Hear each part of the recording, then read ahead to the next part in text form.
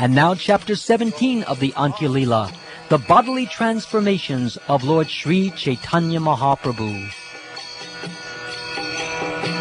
Sri Krishna Caitanya Prabhu Nityananda Sri Advaita Gadadhar Srivasati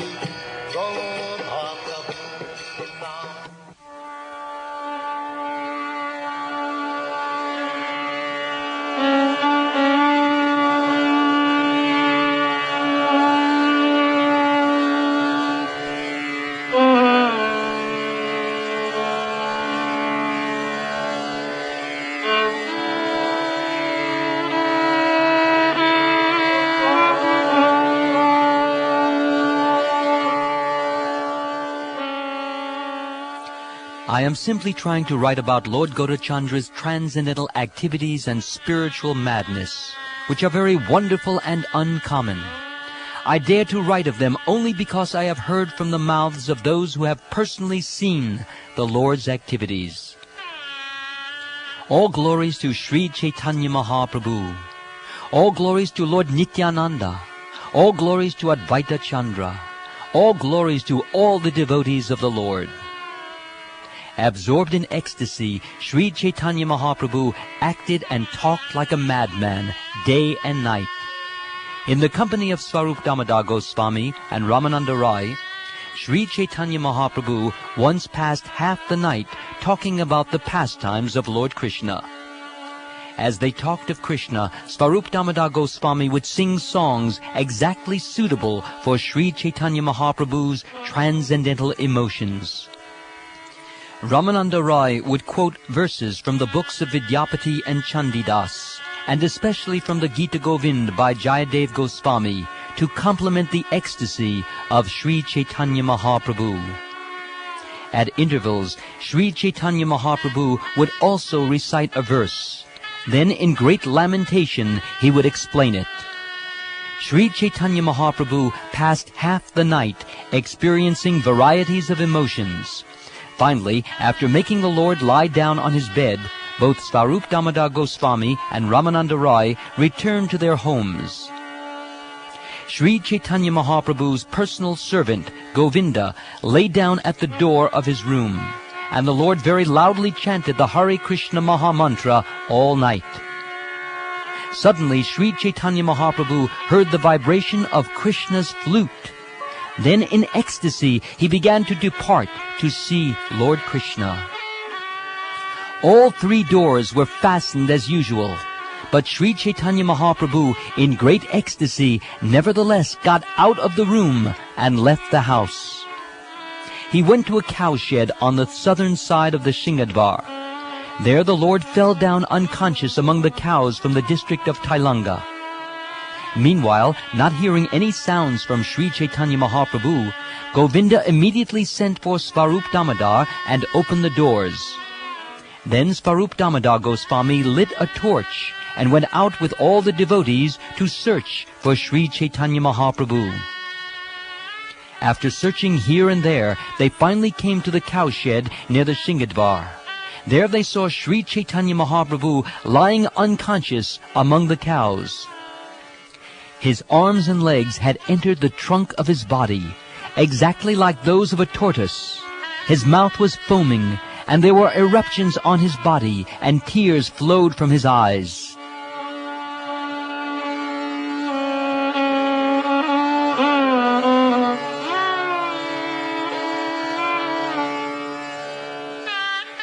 As the Lord lay there unconscious, his body resembled a large pumpkin. Externally, he was completely inert, but within, he felt overwhelming transcendental bliss. All the cows around the Lord were sniffing his transcendental body. When the devotees tried to check them, they refused to give up their association with the transcendental body of Sri Caitanya Mahaprabhu.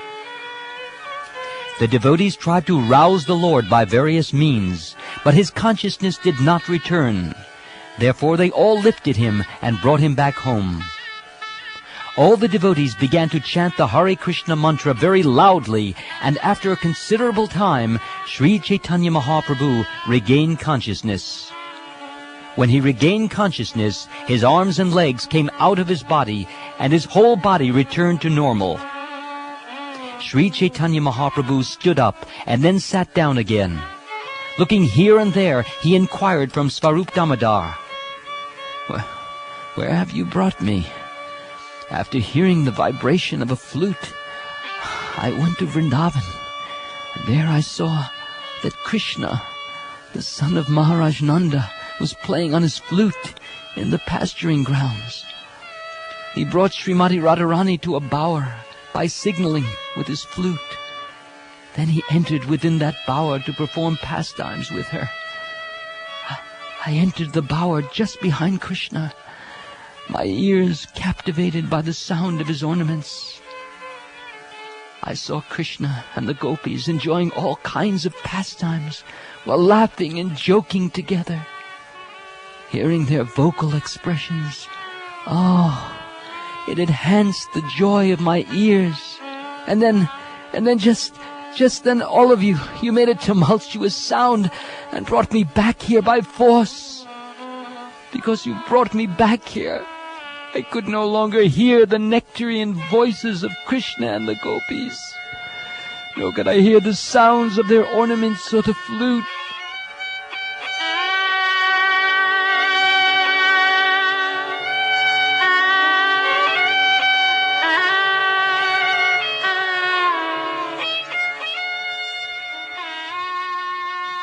In great ecstasy, Sri Chaitanya Mahaprabhu said to Svarup Damodar in a faltering voice, "My ears, my ears are dying of thirst. Please, recite something to quench this thirst. Let me hear it, let me hear it." Understanding the ecstatic emotions of Sri Chaitanya Mahaprabhu, Svarup Damodar in a sweet voice recited the following verse from Srimad Bhagavatam. "My dear Lord Krishna, where is that woman within the three worlds who cannot be captivated by the rhythms of the sweet songs coming from your wonderful flute? Who cannot fall down from the path of chastity in this way? Your beauty is most sublime within the three worlds. Upon seeing your beauty, even cows, birds, animals, and trees in the forest are stunned in jubilation." Upon hearing this verse, Sri Chaitanya Mahaprabhu, overwhelmed with the ecstasy of the gopis, began to explain it.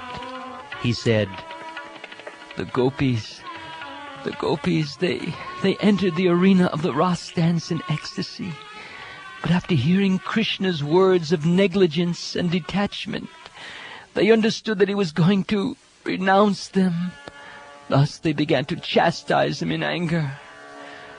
They said, "Oh, dear lover, please answer just one question. Who among all the youthful women within this universe is not attracted by the sound of your flute? When you play your flute, it acts like a messenger in the form of a yogini, perfect in the art of chanting mantras. This messenger enchants all the women in the universe and attracts them to you. Then she increases their great anxiety and induces them to give up the regulative principles of obeying superiors. Finally, she forcibly brings them to you to surrender in amorous love. The vibration of your flute, accompanied by your glance, which pierces us forcibly with the arrows of lust, induces us to ignore the regulative principles of religious life. Thus we become excited by lusty desires and come to you, giving up all shame and fear. But now you're angry with us. You are finding fault with our violating religious principles and leaving our homes and husbands. And as you instruct us about religious principles, we become helpless.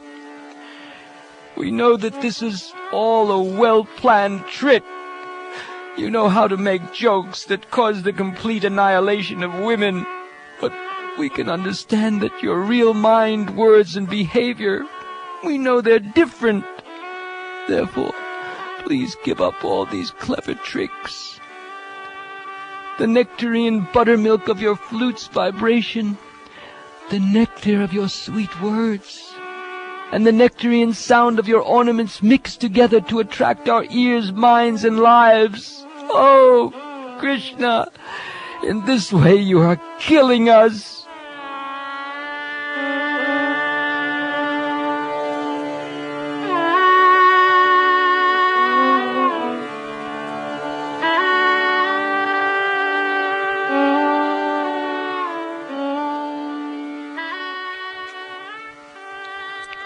Sri Chaitanya Mahaprabhu spoke these words in a mood of anger as he floated on waves of ecstatic love.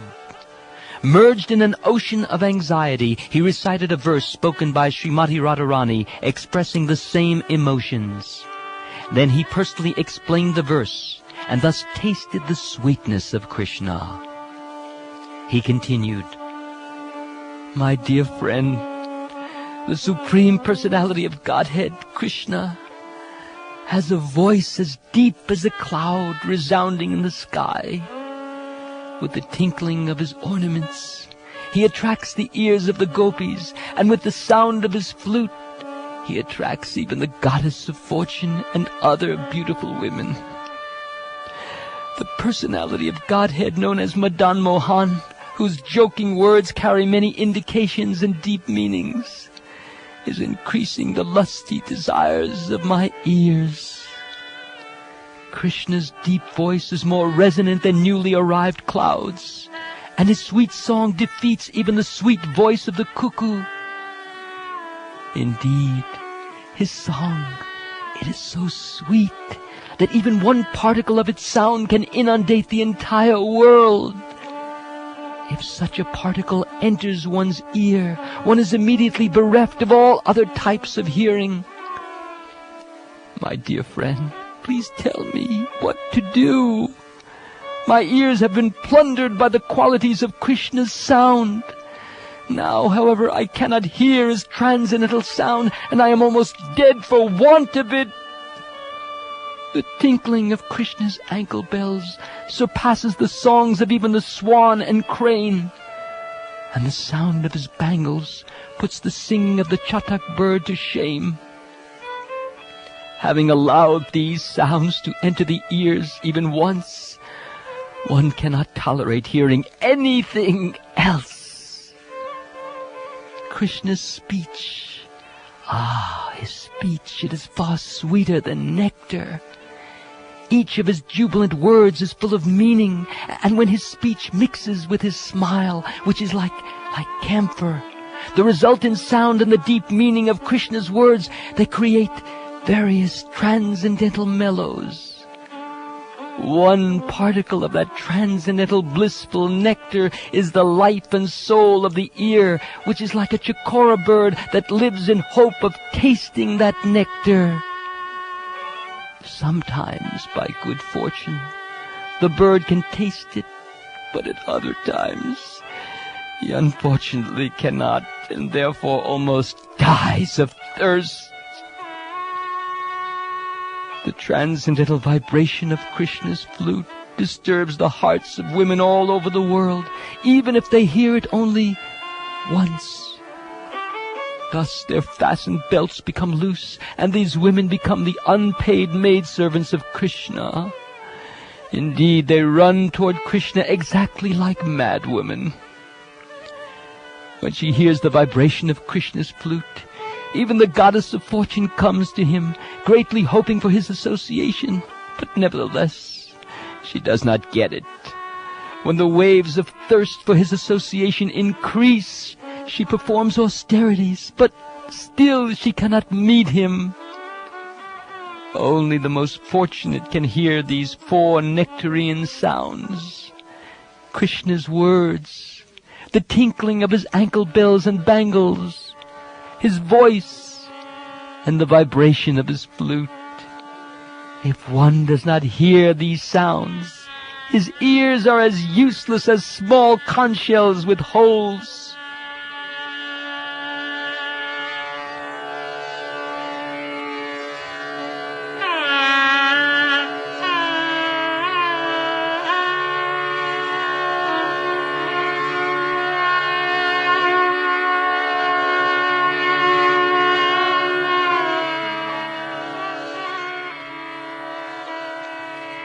While Sri Caitanya Mahaprabhu lamented in this way, agitation and ecstasy awoke in his mind, and he became very restless.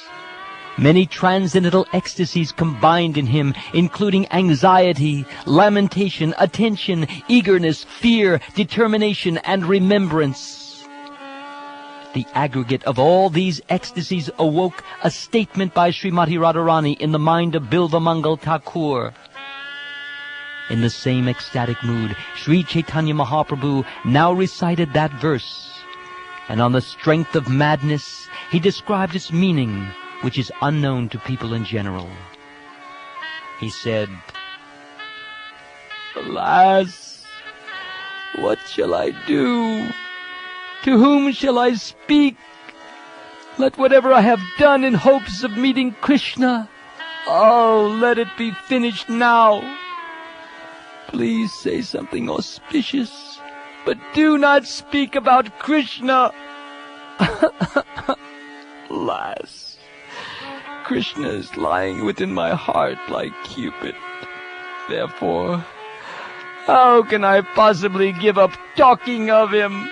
I cannot forget Krishna, whose smile is sweeter than sweetness itself, and who gives pleasure to my mind and ears. Alas, my great thirst for Krishna is increasing moment by moment. The anxiety caused by separation from Krishna has made me impatient, and I can think of no way to meet him. Oh, my friends, you are also deranged by lamentation. Who, therefore, will tell me how to find him? Oh, my dear friends, how shall I find Krishna? What shall I do? Where shall I go? Where can I meet him? Because I cannot find Krishna, my life is leaving me.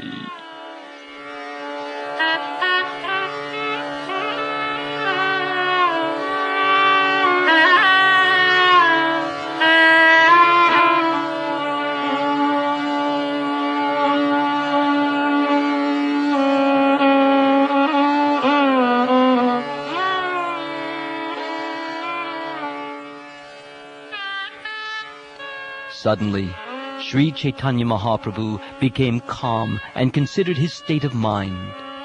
He remembered the words of Pingala, and this aroused an ecstasy that moved him to speak.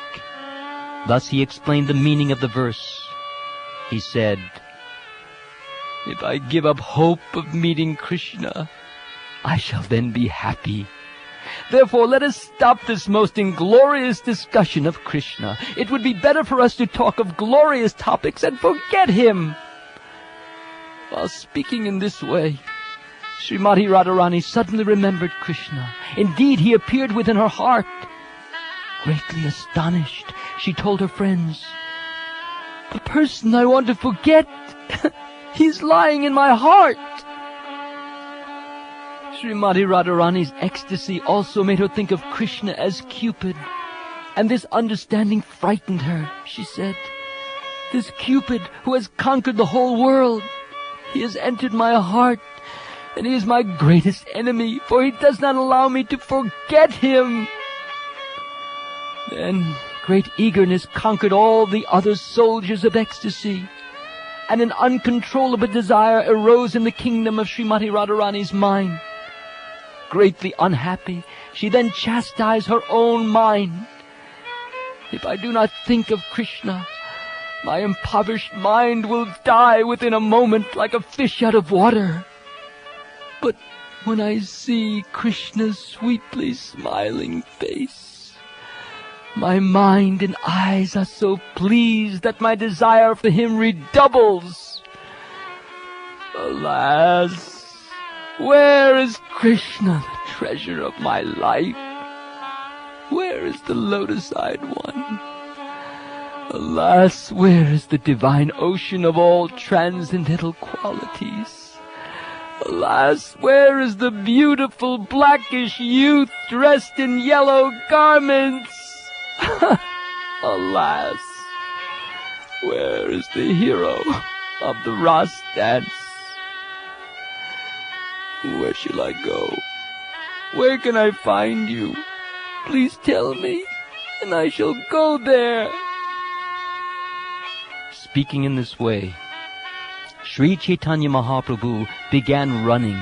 Svarup Damodar Goswami, however, stood up, caught him, and took him on his lap. Then Svarup Damodar brought him back to his place and made him sit down.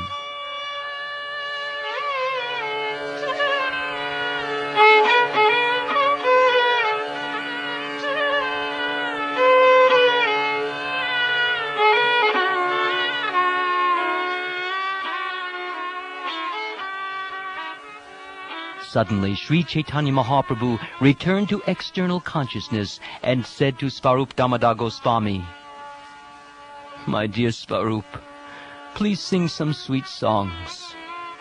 The Lord's ears were satisfied when he heard Svarup Damodar sing songs from Gita Govinda and those by the poet Vidyapati. Each day and night, Sri Caitanya Mahaprabhu would become deranged in this way and talk like a madman. Even Anantadev, who possesses thousands of mouths, cannot fully describe the ecstatic transformations that Sri Caitanya Mahaprabhu experienced in a single day. What can a poor creature like me describe of those transformations? I can give only a hint of them, as if showing the moon through the branches of a tree. This description, however, will satisfy the mind and ears of anyone who hears it, and he will be able to understand these uncommon activities of deep ecstatic love for Krishna. Ecstatic love for Krishna is wonderfully deep. By personally tasting the glorious sweetness of that love, Sri Caitanya Mahaprabhu showed us its extreme limit. Sri Caitanya Mahaprabhu is wonderfully merciful and wonderfully magnanimous. We have heard of no one else within this world so merciful and charitable. Worship the lotus feet of Sri Caitanya Mahaprabhu in all respects. Only in this way will you achieve the nectarian treasure of ecstatic love for Krishna. Thus I have described Sri Caitanya Mahaprabhu's ecstatic transformation of becoming like a tortoise. In that ecstasy, he talked and acted like a madman. Srila Raghunath Das Goswami has fully described this pastime in his book, Gauranga Stava Kalpavriksha. He said, "How wonderful it is! Sri Caitanya Mahaprabhu left his residence without opening the 3 strongly bolted doors. Then he crossed over 3 high walls, and later, because of strong feelings of separation from Krishna, he fell down amidst the cows of the Tailanga district and retracted all the limbs of his body like a tortoise. Sri Caitanya Mahaprabhu, who appeared in that way, rises in my heart and maddens me." Praying at the lotus feet of Sri Rupa and Sri Raghunath, always desiring their mercy, I, Krishnadas, narrate Sri Caitanya Caritamrta following in their footsteps. Krishna Chaitanya Prabhu Nityananda Shri Advaita Gadadhar Sivasadi Gaur Bhakta